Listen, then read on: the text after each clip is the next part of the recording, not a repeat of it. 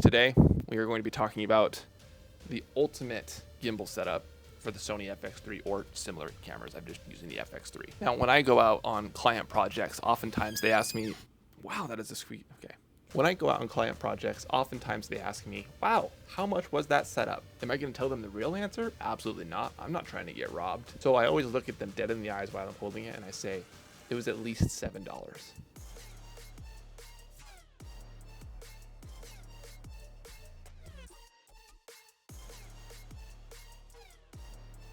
Now, you probably clicked on this video because you want to know how to build out your camera setup, your FX3 setup, your gimbal setup, whatever it is. I'm not just going to give you the gear list. I'm going to give you the why behind every single item that I have on here. This obviously looks really naked right now because the camera is being used to record it. So is the monitor. Also, bear with me because usually I have a list that I bounce off of, but today we ditched the list and I'm just going to wing it. Okay, first thing, the Tilta ring grip.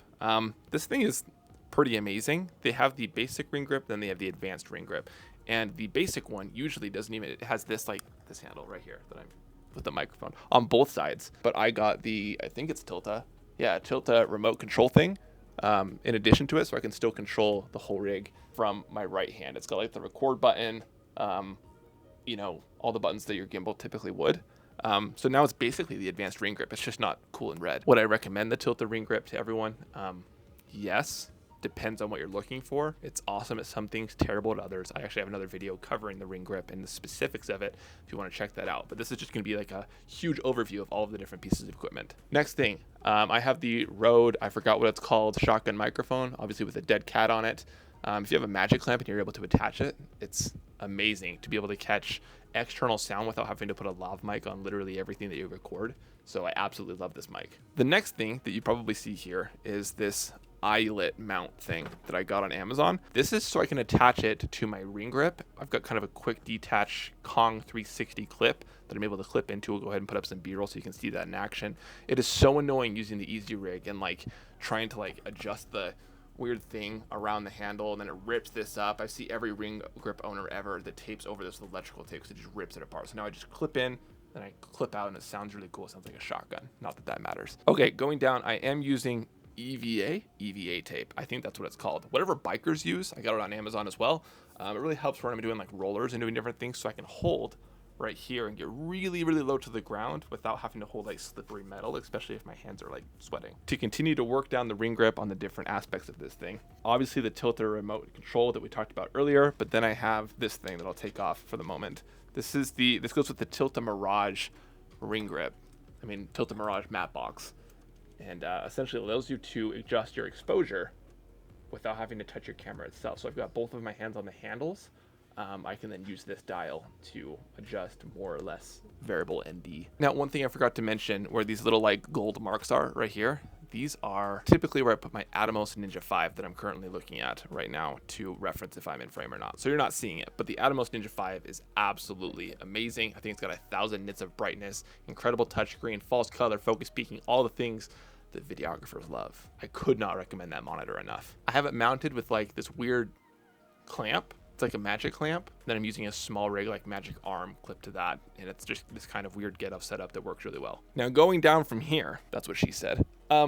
You've got this V-mount battery plate thing right here. This is so I can attach my newer external battery. It's 99 watt hours. I can power the ring grip and my FX3 itself for no joke an 8-hour day, and it does just fine. That thing lasts forever, but I'm also using it to power my camera currently. Now next, and one of the most important aspects of this whole setup is I have the DJI RS3 Pro gimbal. Now at first with the FX3, and I had the Sigma 24-70 art lens plus the Tilta Mirage matte box. This rig, the camera itself at least, was weighing in at 6-7 pounds, and my DJI RS2 couldn't handle it, and so I was forced to getting into the DJI RS3 Pro because it's the only thing that could hold the cinema rig. I absolutely love this gimbal. It's got capabilities and features that I don't know how to use, don't really have a purpose to use as of yet, but for the bare essentials of what a gimbal is supposed to offer, it's absolutely perfect. The locking joints are amazing. It balances really well. I don't have to rebalance it every time I take off a lav mic receiver or something really small on the camera because the motors are strong enough that it can compensate for the small imbalances without having to rebalance the whole thing. The cool thing about the RS3 Pro as well is you can literally there's one hinge down here that I'm looking at. that you can go ahead and take off the entire gimbal and put it on another setup if you'd like to. There's definitely times like I went and recorded a custom car vinyl wrapping company, and I had the option to take it off and then unscrew this handle and then clip it back together like a normal gimbal so I can get interior car shots, because good luck trying to get an interior car shot with something like this. Okay, now to put the gimbal down, because we've covered everything on the gimbal itself, now we'll talk about the camera. I am about to post, or I have posted, one of the two, a video going over the FX3 and what my experience has been like over the last 3 months with it. I couldn't recommend a more amazing camera. Currently, I'm using the Tamron 35-150 lens. I also use the Tilta Mirage matte box, and I definitely recommend it for some reasons, but mostly I don't, because there's a lot of flaws with that matte box. The one reason I do like it, and one thing you should consider, is that, like I said, with that little like exposure remote, I can change the amount of ND that I have without sticking my hand in front of my lens and getting like annoying thumb and finger in frame. The reasons that I wouldn't recommend it to other people is because, one, the filters get really, really loose after a while. Two, oh, actually, I have it right here. Matte box. Okay. The lid's not on it right now because I was filming vertical. This machine thing right here, let me see if I can get it in frame. Yeah, that. It's like, it's a little battery unit that allows the ND to actually like turn when you do the remote. Just by keeping a battery in it, it drains the battery. So like if you fully charge something, put it in there for the night, and then, you know, the next morning you were like, okay, I'm ready to use it, it's probably dead because it sat in there, which is so dumb.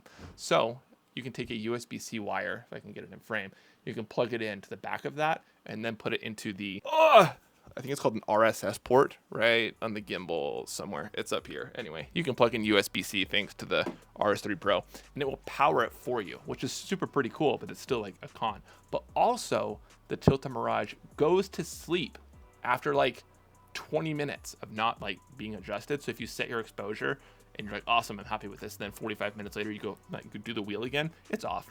You'll have to turn it back on before you adjust your exposure again. How annoying. Okay, now from like a bird's eye 10,000 foot view, I'm going to go over the pros and the cons of having a setup like this. Number one pro is if you're going into a situation that may be run and gun and you don't know whether or not you're going to be doing gimbal, handheld, stabilized shots, but also handheld shots, this is perfect because you can click the power button on the RS3 Pro. It will lock all the joints for you and you are in handheld mode at that point. In fact, I just did like a little, not a super commercial that I'll go ahead and put up here, kind of a roller for one of my clients. This ring grip offered me the ability to lock the joints, get those really shaky exhaust shots by literally shaking the ring grip profusely next to the exhaust and then getting those really cool like stable car stills. And I didn't have to like take it off and put it back on a gimbal. I would not recommend this setup for anyone that gets really low to the ground because the ring grip just does not permit you to do that. It needs a lower profile setup because this is atrociously big. I also would not get a setup like this unless you plan on getting an easy rig backpack, because this setup weighs in at like between 10 and 15 pounds, I think. And if I hold it for any more than about 3 minutes, my back is going to explode. Now, I'm going to be posting another video about how I feel about handheld versus gimbals if you end up caring about that, and what I am converting over to, because I am frankly kind of bored of this setup. It is absolutely amazing for most people, but I found myself going handheld more than I don't, and you can watch that video if you even care about what I'm saying at this point. If you just came for the gear, inspo, and the why behind why I have it, that is going to be everything for today. If you want to see any reviews on any of the gear specifically that you saw today, go ahead and let me know in the comments down below. Until then, stay creative, my friends.